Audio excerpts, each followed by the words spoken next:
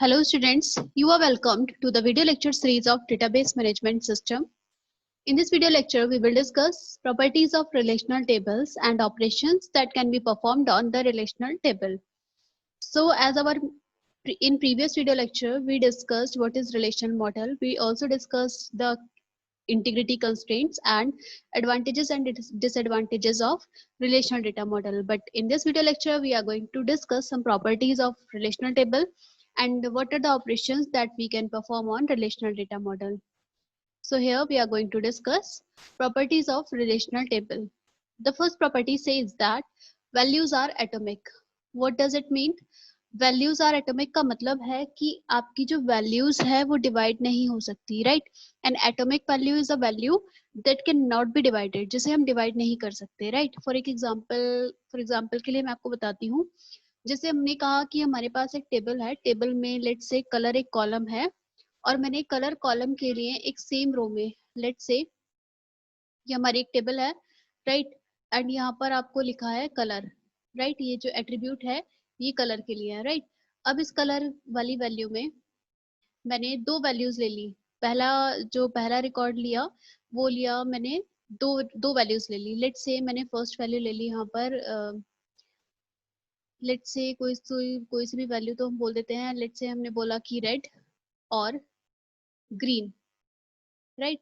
Red और green मैंने एक ही एट्रीब्यूट के अंदर, यानी कि एक ही एट्रीब्यूट की एक ही रो में दो वैल्यूज दे दी। सो इसका मतलब क्या है कि लेट्स से ये ग्रीन कलर दे दिया। सो इसका मतलब क्या है कि रेड और ग्रीन देने का मतलब कि वैल्यूज यहाँ पर एटॉमिक नहीं बची, यानी कि ये ऐसे दो रोज होंगी जो कि आपस में क्लोजली रिलेटेड होंगी। सो हम क्या करेंगे, भले ही हम इन्हें अलग अलग रोज में लिखें तो हम एक रो और बढ़ा देंगे इस केस में, राइट? तो ये हम आगे अभी नॉर्मलाइजेशन में पढ़ेंगे, डिस्कस कि हम इसको कैसे रिमूव करते हैं इन वैल्यूज को।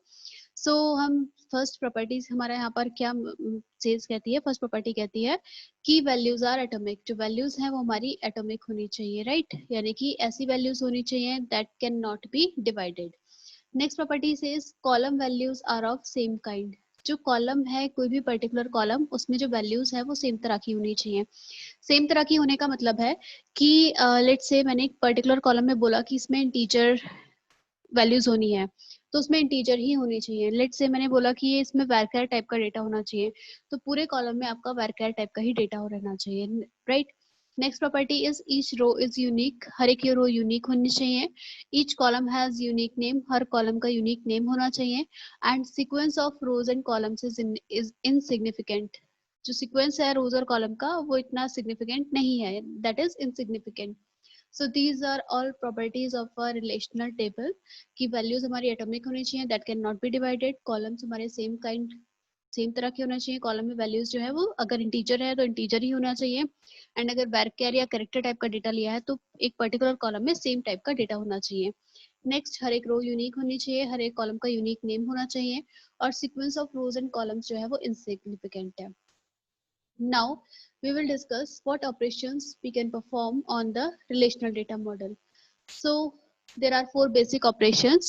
First is insert, update, delete and select, right?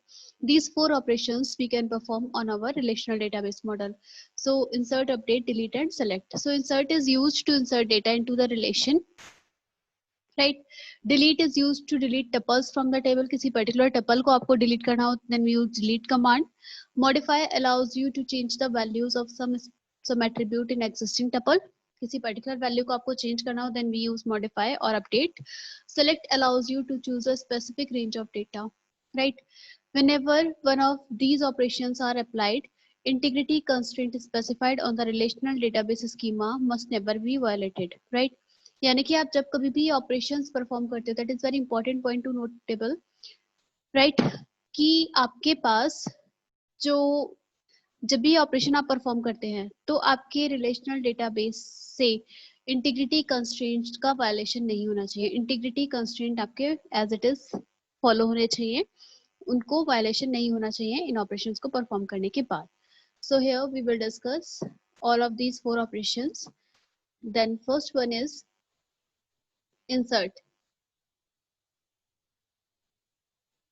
So insert operation gives values of the attribute for a new tuple which should be inserted into the relation. As we can see in this figure, we have this table with 3 tuples and 3 attributes.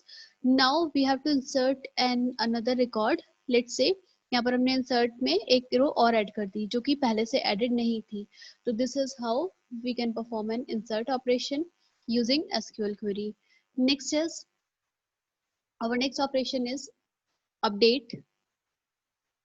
So we can see clearly in the table कि update के case में हमने क्या किया, पहले हमारा जो record था वो apple customer name equal to apple के लिए इनएक्टिव था, बट अपडेट करने के बाद हम इसको भी चेंज कर सकते हैं डेटा को. फॉर एग्जांपल यहाँ इनएक्टिव था, देन हमने इसको एक्टिव में चेंज कर दिया. So that is the update operation.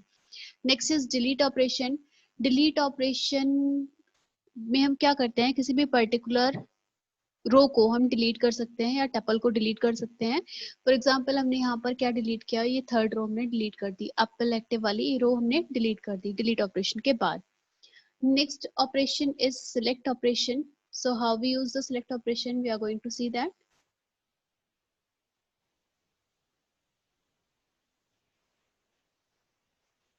Select operation select any particular attribute or any particular record.